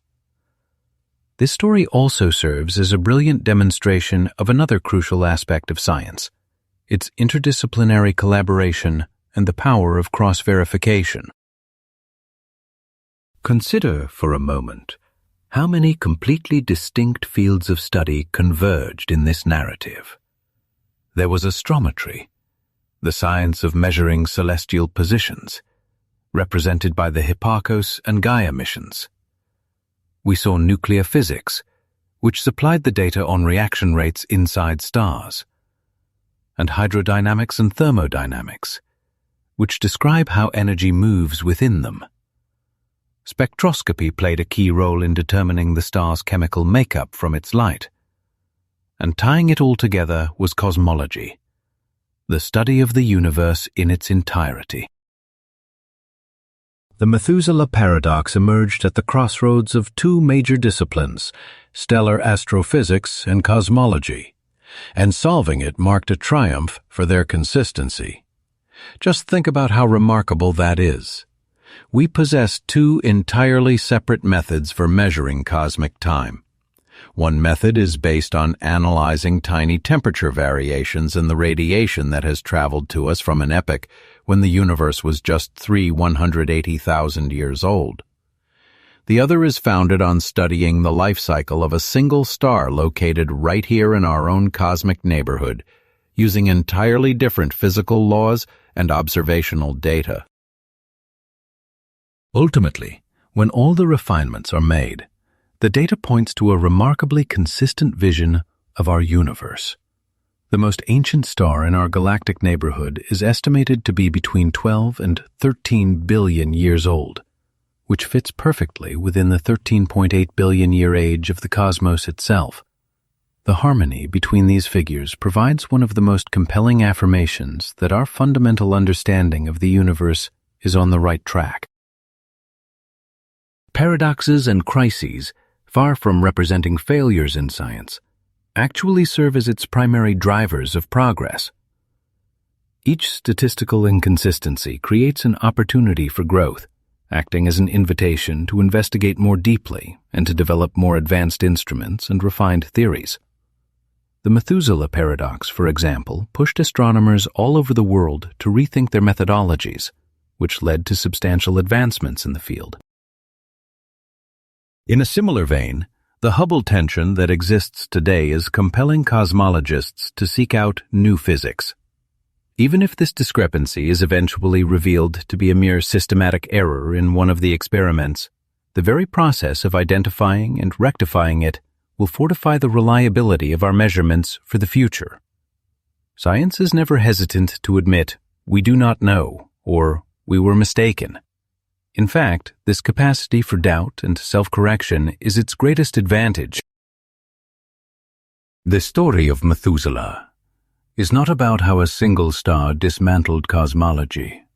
Rather, it is the story of how that one star compelled both cosmology and stellar astrophysics to become more robust, precise, and dependable than they had ever been. This may be the most crucial lesson we can take away from the biography of this ancient cosmic observer.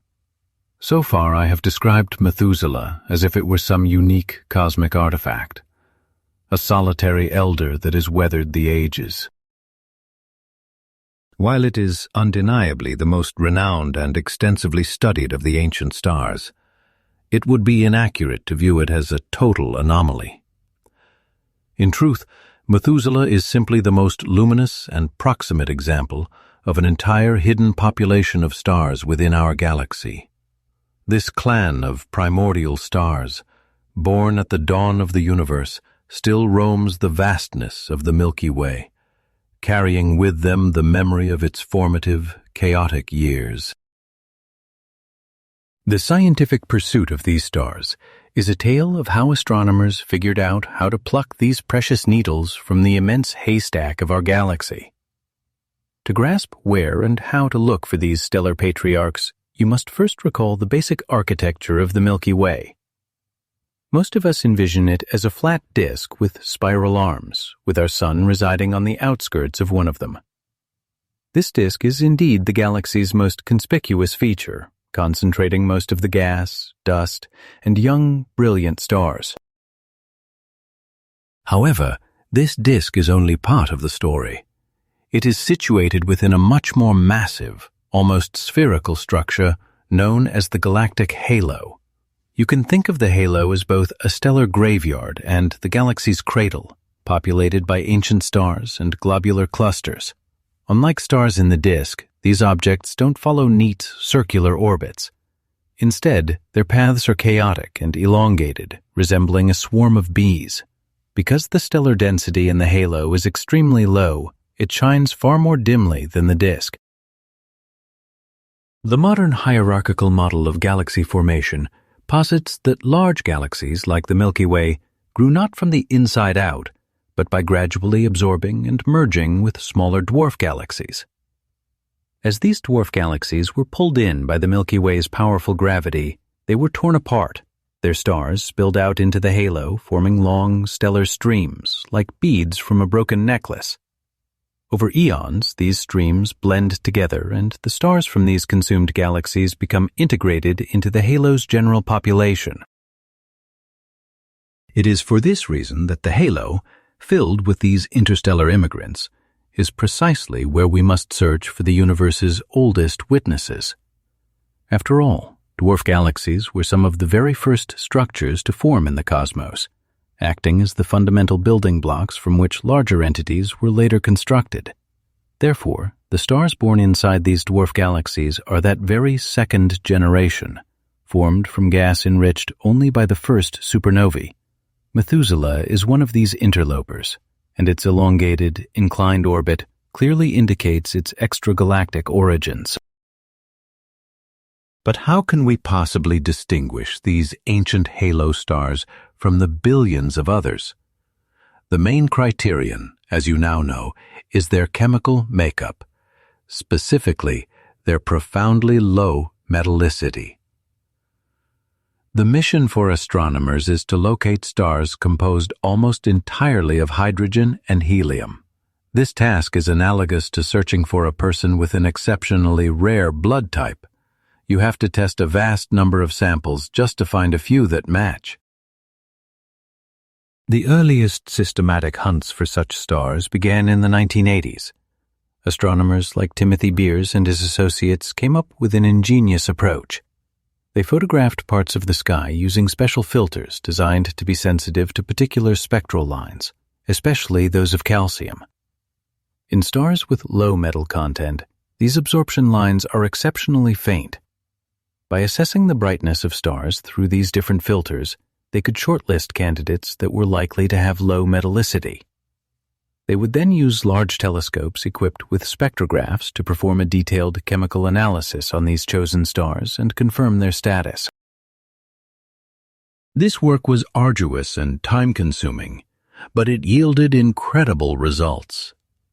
The first stars with iron levels 1,000 and later 10,000 times lower than the Sun's were found. Every such discovery was a landmark event. One of these pioneering stars was Cairel's star, also designated BD plus 17 degrees 3248. Uncovered in the 1990s, it held the record for being the most metal-poor star for a long time. Yet the most perplexing finding was that despite its near absence of iron, its spectrum showed powerful signatures of heavy elements like europium, uranium, and thorium. These elements are forged through a mechanism known as the R process, short for Rapid Neutron Capture Process, which we now believe unfolds during the most extreme cosmic events, such as the collision of neutron stars. The discovery of Cairel's star offered the first direct proof that these cataclysms occurred even at the dawn of the universe, embedding their unique chemical signatures into the cosmos as it evolved. A significant breakthrough in the quest for these stellar artifacts arrived in the early 2000s with the emergence of large, automated sky surveys. Projects like the Sloan Digital Sky Survey, or SDSS, and Australia's SkyMapper systematically charted the heavens, capturing the spectra and colors of millions of stars. This approach shifted the work from painstaking manual searching to industrial-scale data analysis.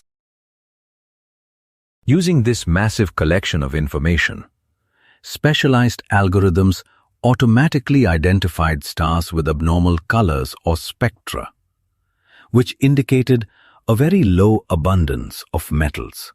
Thanks to these ambitious surveys, our catalogue of extremely metal-poor stars swelled from just a few dozen to many thousands.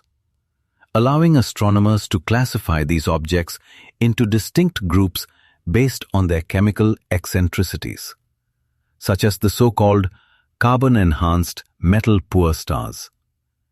Ancient objects with minimal iron but unusually high levels of carbon. The source of this excess carbon was a long-standing mystery, until a hypothesis arose suggesting that many of these stars are part of binary systems. In this model, the companion star, initially more massive, would have already lived out its life, becoming a red giant and then a white dwarf. During its giant phase, it would have shed its carbon-rich atmosphere, and some of that material would have been captured by its long-lived partner, enriching it with carbon. Examining such systems allows us to probe the subtleties of stellar evolution in binary pairs under the conditions of the early universe. Of course, these surveys have also enabled us to identify the absolute record holders, stars that fundamentally challenge our understanding. I've already mentioned the Australian star SMSSJ 0313-6708, in whose atmosphere astronomers could detect no iron lines at all. This means its iron content is at least 10 million times lower than the Sun's, yet it still contains carbon. This puzzling observation led scientists to theorize that the star formed from a gas cloud enriched by the explosion of a single, relatively low-mass population 3 star. This primordial star's death would have been a comparatively weak event, ejecting light elements like carbon into space, while its iron core collapsed directly into a black hole instead of being dispersed. This makes the star an almost direct descendant of the first generation, and studying it provides a unique chance to test our most daring theories about the final moments of the first stars. Another incredible class of objects discovered in the galactic halo is the ultra-faint dwarf galaxies. These are tiny satellite galaxies of the Milky Way, sometimes containing only a few thousand or even just a few hundred stars. They are so incredibly dim that they are nearly impossible to spot in photographic plates, and were instead found by analyzing star distribution patterns in SDSS data to identify these small, dense clusters. It soon became clear that these galaxies are true living fossils, composed almost entirely of ancient, metal-poor stars. What's most remarkable is their composition. They are dominated by dark matter, with ordinary matter comprising less than 1% of their mass. By studying the stellar populations of these galaxies, you are essentially looking at the very building blocks from which the Milky Way was once assembled, preserved in a nearly pristine state to this day. So you see, Methuselah is not an anomaly. It belongs to a large and venerable family of ancient objects scattered throughout our galaxy's halo. Each member of this clan, whether a lone star on a chaotic orbit or an entire fossil satellite galaxy, carries its own unique piece of cosmic history. By fitting these fragments together, astronomers act like restorers, meticulously reconstructing the grand mosaic of our stellar home's birth and youth. And while the age paradox of Methuselah has been satisfactorily resolved, its story has compelled us to look even more closely at its relatives. After all, who can say which of these faint, unassuming stars hiding in the halo's depths might one day present us with a new, even more captivating surprise that will again force a complete revision of everything we know. I have spent a good deal of time methodically walking you through the tangled puzzle of the Methuselah paradox, step by step. You've witnessed how more accurate data and refined theories ultimately led to an elegant and consistent answer, which is the very hallmark of rational, scientific inquiry. But for this next section, let's permit ourselves a brief departure from that disciplined path and indulge our imaginations in the boldest of thought experiments. For just a moment, let's forget about the Gaia data and the refinements in stellar modeling. Imagine you exist in an alternate reality, where every new measurement confirms, with irrefutable precision, the original shocking fact. The star HD 140,283 was born 2 billion years before the Big Bang. In that world, you would face not just a scientific problem, but a logical impossibility, a fundamental violation of the principle of causality. Such a discovery wouldn't merely be cause to adjust our cosmological model. It would demand a complete overhaul of our understanding of the universe, of time, and of the very concept of a beginning. What hypotheses, no matter how fantastic, might arise in the minds of physicists to explain the unthinkable? We are now entering the realm of speculative science, a place without evidence, driven only by the thrilling play of ideas that push at the very boundaries of our worldview. The first idea that springs to mind is to abandon the concept of an absolute beginning altogether, the paradigm of the Big Bang as a singular act of creation from a singularity. Well, this is the dominant model. What if it's simply wrong? What if our universe is merely one link in a possibly infinite chain of cosmic rebirths? The idea of cyclic universes is an ancient one, deeply rooted in numerous philosophies and religions across history. Yet, in the 20th and 21st centuries, this concept has also found a voice in scientific theory. One of the most prominent modern frameworks for this idea is the conformal cyclic cosmology, which was proposed by the celebrated physicist and mathematician Roger Penrose. According to this decidedly controversial and non-mainstream theory, the end of our own universe will simply serve as the beginning for the next one. Penrose's reasoning starts with the observation that our universe is expanding at an accelerating pace, seemingly destined for a heat death. Trillions upon trillions of years into the future, all stars will have burned out, all matter will have disintegrated into elementary particles, and even the supermassive black holes in galactic centers will have evaporated via Hawking radiation.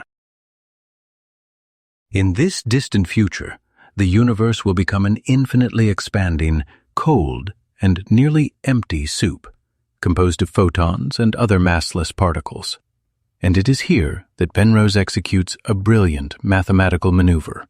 He posits that in a universe without massive particles, and therefore without any clocks or rulers to define time and distance, the very notions of scale and duration cease to have meaning.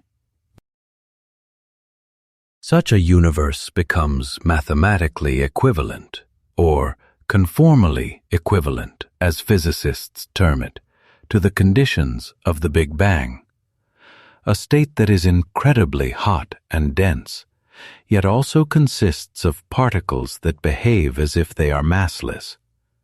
In essence, the infinitely large and vacant future of one cosmos seamlessly transforms into the infinitely small and dense past of the next. The conclusion of one of these eons, as Penrose calls them, becomes the Big Bang for a new eon. In this conception of reality, there is no single origin point, and time is infinite. Our universe is merely one installment in an endless series.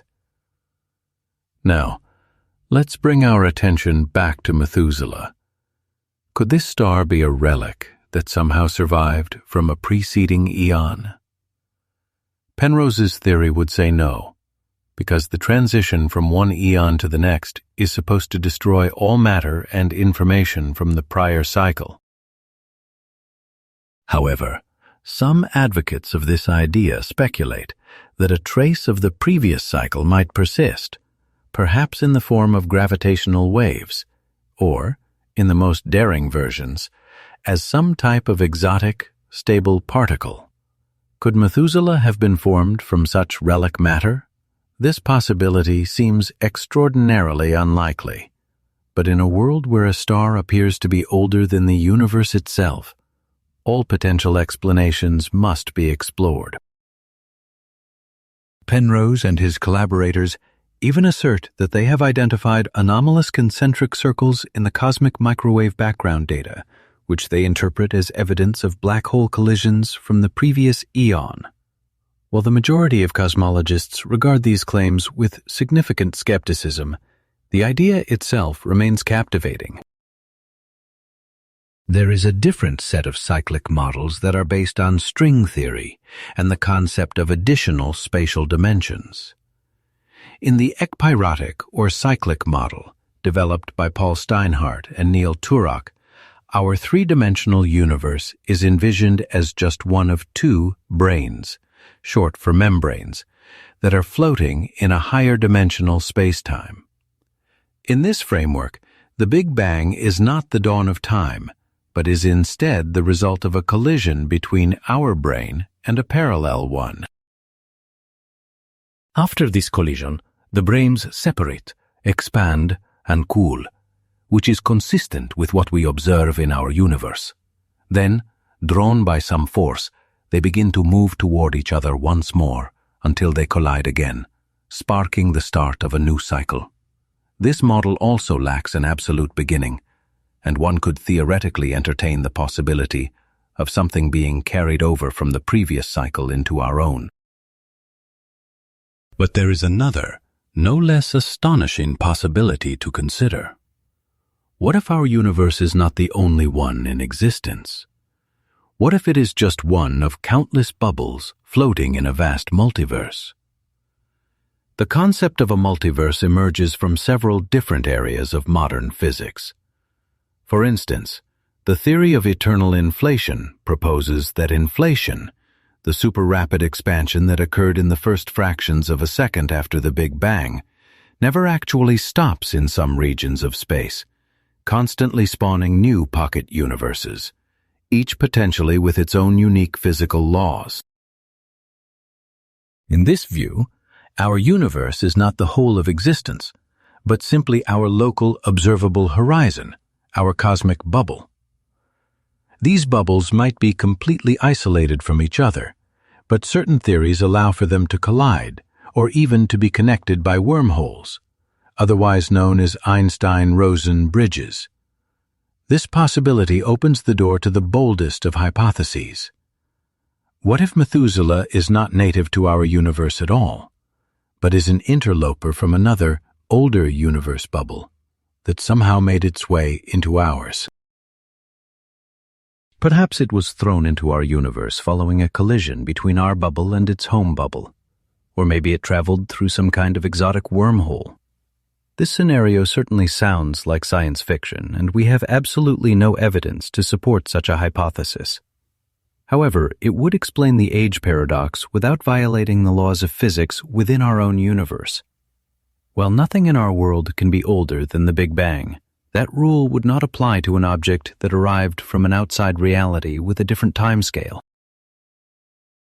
Such a discovery would be the most significant in human history, offering definitive proof that we are not alone, not just in our universe, but as part of a much grander structure, the multiverse.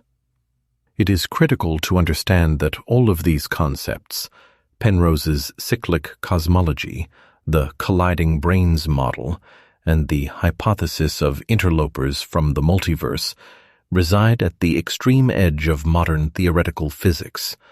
They are not components of standard, verified science.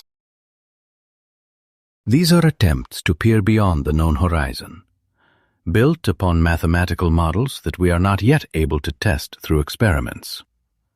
Scientists resort to such speculative avenues only when they are faced with truly intractable paradoxes that defy explanation within established theories.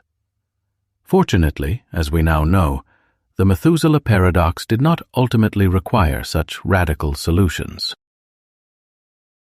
Our investigation began with a premise that appeared to violate all logic. How could a star possibly exist that was more ancient than the universe itself? This single question sent us on a journey across a vast landscape of human knowledge, from the complexities of measuring cosmic distances to the thermonuclear processes in stellar hearts, and from analyzing the universe's oldest light to daring theories about a multiverse. We took on the role of detectives, examining one of the most peculiar cases in the annals of astronomy. Now, the time has arrived to present the final conclusions. The case of the star that seemed older than time itself can be officially closed, as the paradox has been conclusively resolved. Today, as a result of the collective work of numerous scientists, we can state with certainty that Methuselah does not predate the universe. The initial confusion arose from two main sources of error. The first and more critical issue was the imprecision in determining the star's distance, a legacy of the data from the Hipparcos telescope. This problem was solved by the remarkable accuracy of its successor, the Gaia Space Observatory, which revealed that the star is located slightly farther from us, meaning it is intrinsically brighter and therefore younger. The second issue stemmed from the limitations of early stellar evolution models, which failed to fully incorporate subtle details like precise oxygen levels or the settling of heavier elements, an inaccuracy that more sophisticated computer simulations have since corrected. Following these adjustments, the most widely accepted age for Methuselah is now estimated at around 12 billion years. When all remaining uncertainties are factored in, its age fits comfortably within the 13.8 billion years that the standard cosmological model allots for the age of our cosmos. The conflict has vanished. Yet, it would be a mistake to view this chapter as merely the story of a corrected mistake. In truth, this resolution represents a profound triumph for the scientific method, which has once again demonstrated its capacity for self-correction and its relentless pursuit of truth by systematically narrowing down uncertainty. It is also a triumph of technology, which enabled the creation of incredible instruments like Gaia, capable of gauging the universe with a precision that earlier generations of astronomers could only imagine. Most importantly, it is a testament to the consistency of our entire framework of knowledge about the world. Take a moment to appreciate just how astonishing this is. We have two completely separate and independent methods for telling time. One is cosmological, derived from studying the cosmic microwave background, the fading echo of the Big Bang, which narrates the history of the universe as a whole. The other is stellar, grounded in the laws of nuclear physics and thermodynamics, which tells the life stories of individual celestial objects. The Methuselah episode has demonstrated that these two distinct timelines are in perfect harmony. This outcome provides powerful, non-trivial confirmation that our comprehensive picture of reality, from subatomic nuclear reactions to the grand-scale expansion of space, is fundamentally correct. However, does solving this puzzle mean that all mysteries have been answered? Far from it. The story of Methuselah closed one door, but simultaneously opened several others, bringing heightened attention to the field of stellar archaeology, the quest to find and analyze the most ancient stars in our galaxy. We have gained a deeper appreciation that each of these ancient stars is not just a point of light, but an irreplaceable archive. Each one is a chemical record, holding information about the very first generation of stars, the earliest supernova explosions, and the dwarf galaxies consumed by the Milky Way long ago. This work is actively continuing as astronomers comb through enormous data sets, searching for even older and more metal-poor stars. It is possible that somewhere in the galactic halo, an elusive population 3 star, formed exclusively from primordial hydrogen and helium, is waiting to be found. At the same time, a new, and perhaps even more significant cosmological challenge is taking shape: the Hubble tension. As measurement precision improves, the discrepancy between the universe's expansion rate, as determined by different methods, continues to widen. And this puzzle currently lacks any simple or obvious explanation. It may well be the catalyst that propels us toward a new era of physics and a deeper comprehension of dark energy and dark matter. Ultimately, it turned out that more accurate measurements and refined models within our existing understanding of physics were enough to solve the paradox. Yet the very fact that one star compelled us, even temporarily, to consider profound questions about the nature of time, prior cosmic cycles, or the existence of a multiverse reveals the great power of scientific mysteries. They force us to pose the deepest questions imaginable. And even if the final solution is far simpler than we first envisioned, the intellectual journey through such uncharted territory enriches our view of the world. This entire thought experiment showcases the incredible intellectual heights science can achieve when faced with what seems impossible. It serves as a reminder that just beyond the next challenge, just past the next paradox, discoveries may be waiting that today seem like nothing more than pure fantasy. The lesson from the Methuselah star is one of humility and perseverance, showing us that nature does not always surrender its secrets without a fight. Occasionally, we encounter paradoxes that appear to be irresolvable. However, they often just highlight the shortcomings in our understanding or the limitations of our current technology.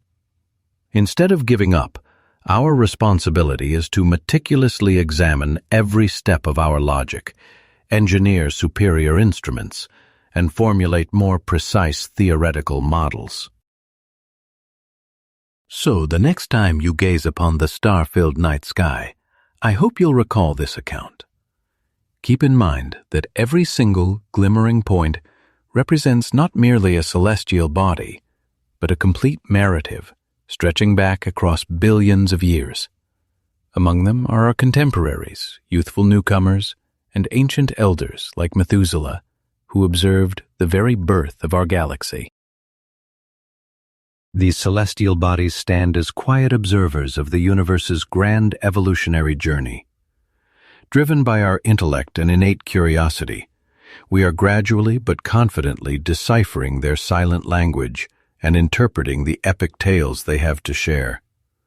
Who can say what other perplexing puzzles and astonishing breakthroughs the future holds for us, or what secrets these envoys from a remote past are still concealing? Our exploration into the vastness of space-time has barely commenced. This endeavor may very well prove to be the most thrilling quest our species has ever embarked upon, an adventure that is only just getting started.